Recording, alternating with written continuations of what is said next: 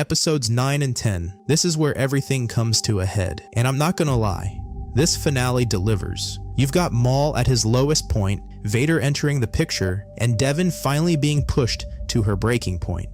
And what I really liked about this is how far they were willing to go with it, because by the end of this doesn't feel like a setup anymore. It feels like a turning point.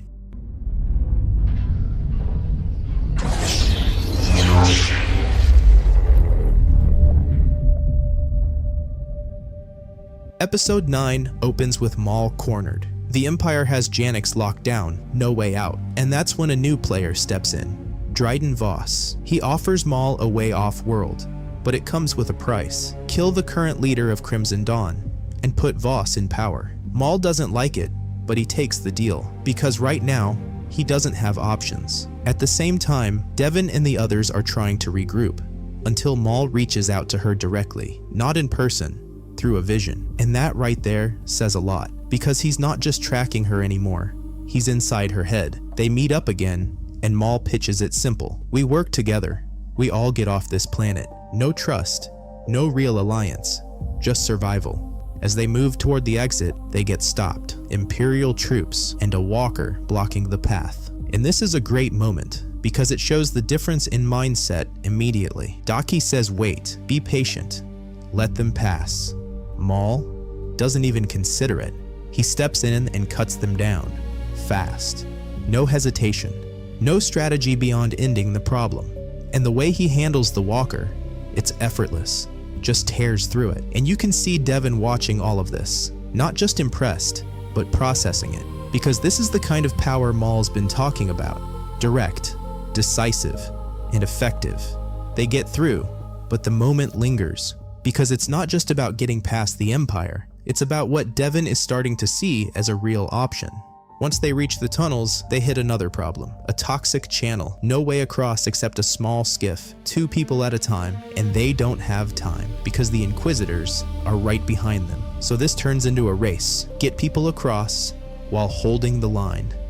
Maul, Daki, and Devin stay back to fight. Everyone else moves. And this is where things get tight. They're not trying to win here, just buy time. One group crosses, then another. The pressure keeps building.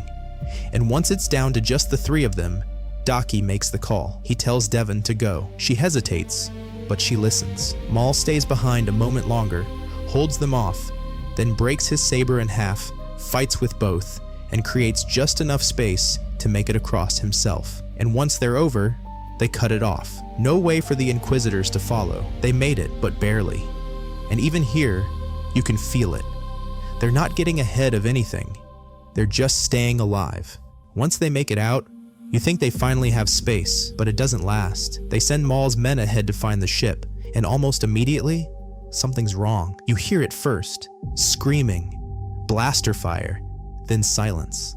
One of them stumbles back, and then you hear the breathing.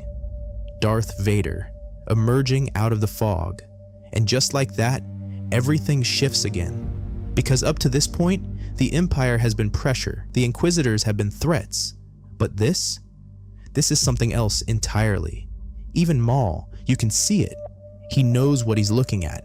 And the moment Vader ignites his saber, that's where Episode 9 ends.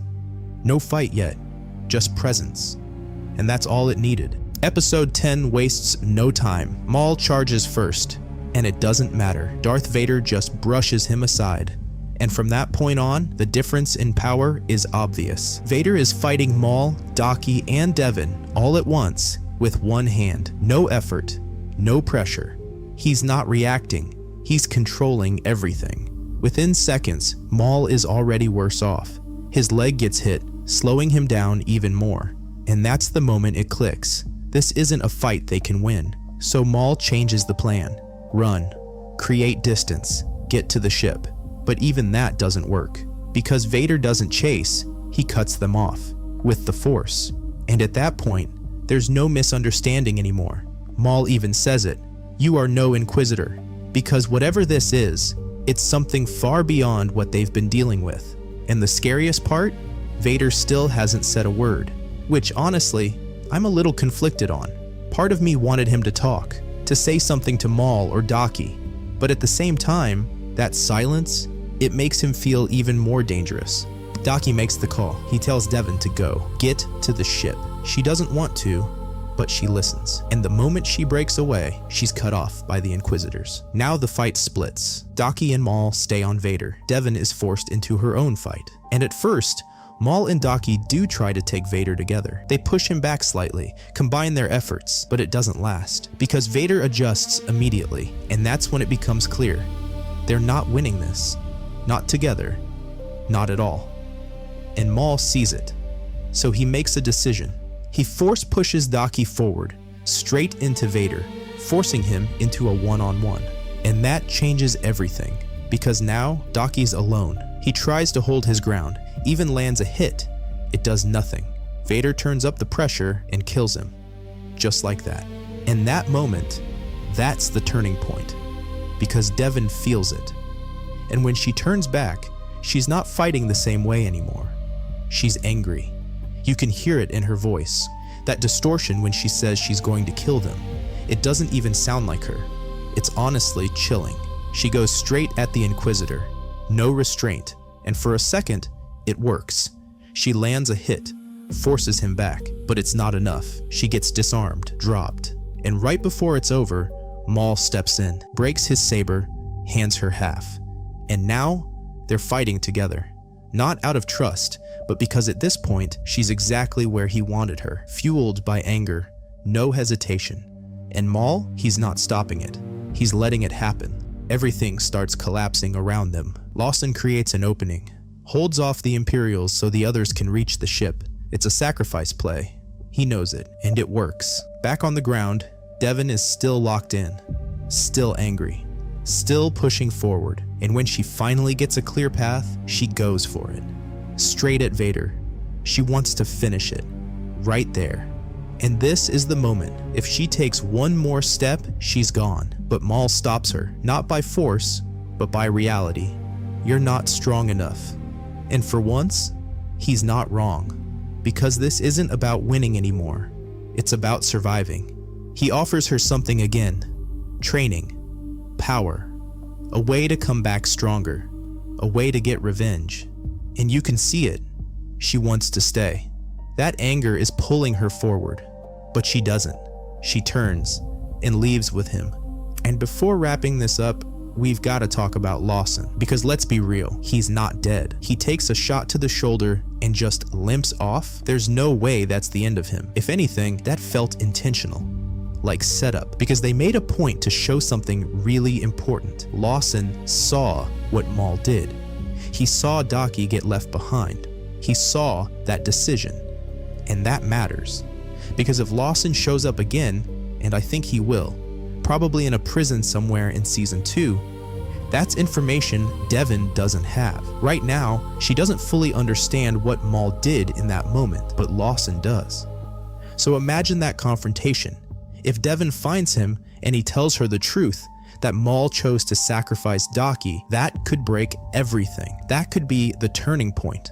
The moment she realizes she's not following something different, she's following the same kind of path Maul came from. And that could lead to her turning on him, which honestly feels like exactly where this is heading. And as for the season overall, this might be one of the best Star Wars projects we've gotten in years. I mean that. Everything just worked. The pacing, the character development, the way they handled Maul, especially Maul. I've never felt this much sympathy for him before. Not because he's right, but because you feel what he's been through. The torture, the betrayal, the loss. And even the physical side, his body breaking down, his legs barely holding together. You feel that too. It adds weight to everything he does. Again, it doesn't justify him, but it makes his motivation hit so much harder. And the Inquisitors, finally, they actually feel like a threat. Not just there for action, but dangerous, capable, and intimidating. And then you bring in Vader, and it just elevates everything. So yeah, if this is the direction they're going into Season 2, this is only going to get darker, because now you've got Maul building again, and Devin right on the edge. And the question isn't if something breaks next season, it's who.